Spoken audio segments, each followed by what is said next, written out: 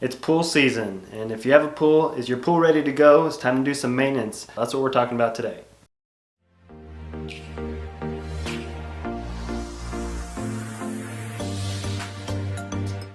Hey everyone, I'm Chris. I'm one of the guys on the team. Jessica will be back next week.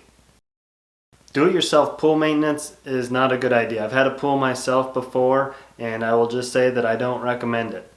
It does get hot out here in Murrieta and Temecula, and if you don't have your chemistry dialed in just right, or if you let a week or two or longer go on your pool without the brushing, you can lose control of your pool and have it turn green, and you basically have to just drain the thing and start over fresh. It's a lot of water. Sometimes I put our vendors, like Brandon here is a pool maintenance person, or inspectors, I'll put them on the spot and ask them if they want to shoot a video. I want to thank Brandon for being a great sport. He had zero preparation and he shot this video basically ad lib off the top of his head. He did a great job. It's excellent info. I think you're going to like it. Hey, we're here with Brandon. I like to put these guys on the spot sometimes, so he was willing to shoot a video and kind of just walk us through what we did today. How's it going, everybody? As you mentioned, my name is Brandon Alexander. I'm the owner of Compass Pool Service. Today we're out here at one of our service clients, just checking the pool, making sure everything's running before they move in. First thing we're going to do is we're going to come over to the heater. There was a comment about the heater kicking on and off. After resetting the system via the breaker and the control panel here, I determined that the heater is functioning properly, it just needed to be reset. Turns out that the previous user had it hooked up to the Wi-Fi, and that was the cause of the issue. We're going to let it run for another 10 minutes or so, and just to ensure that we don't get any more errors. Something I like to do when I get a new pool owner, who's never owned a pool, is come to the control panel here and run through the settings. Okay. What I'll do is I'll click menu and I'll come to the schedule. This is one of the most important things you need to be checking when first servicing a pool. This is something that we check every single time we show up to a pool. You always have to assume that somebody may have bumped something or moved something around and change the schedule. If the pool's not running for a minimum of 8 hours a day during the winter, 10 hours during the summer, you're going to get a green pool.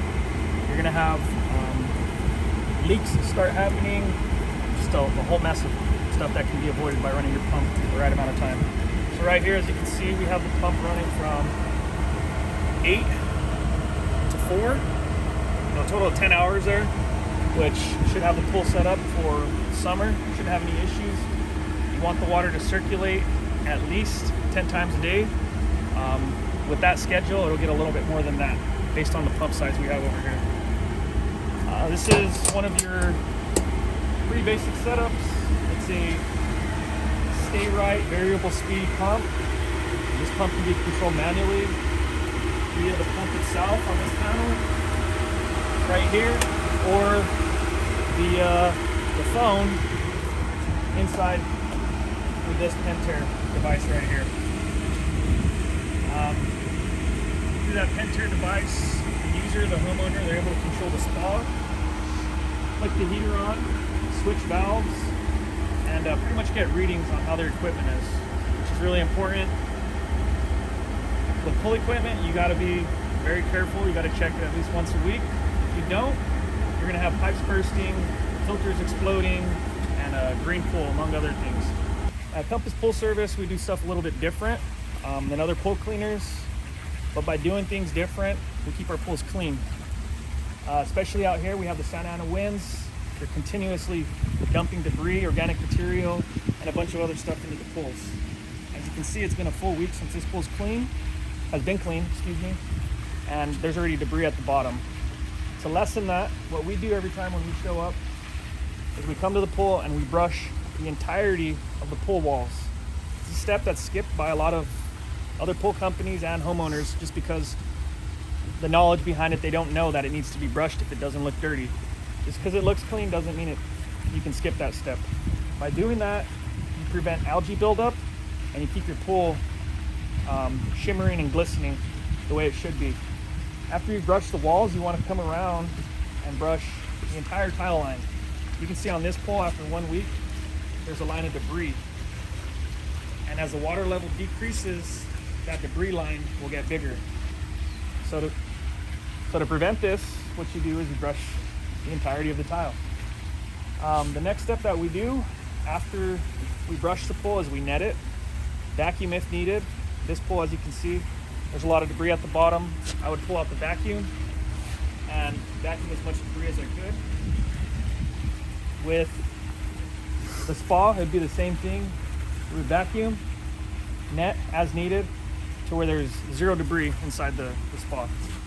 After we've serviced the pool by cleaning it, cleaned all the debris, brushed the walls, we're gonna come over and do a chemical test. Now, there's about 5 things that we really look out for. The first thing being your chlorine. In order for a pool to sanitize, it has to be at 3 parts per million. If it's any lower than that, it's not sanitizing properly, and you open up the possibility for a green pool, disease, virus. You always have to maintain it at least 3 parts per million. Now, if a homeowner has sensitive skin, we can bring it down to as low as 2.5. But you got to keep a close eye on it and bring it down that low. Anything lower, like I said, you're going to have homeowners and swimmers getting sick from the water. We don't want that. The next thing is your pH. The way we adjust pH is we add muriatic acid to bring it down. You want to keep it at a level about 7.4 parts per million. Anything higher, it's going to burn people's eyes. Anything lower, it's going to have the same effect as well. It's going to burn people's eyes, and the pool is going to get dirty. You're going to have scale and calcium buildup. After that, with this is a salt pool. We have to add about 6 bags a season to maintain it at around 3,500 parts per million.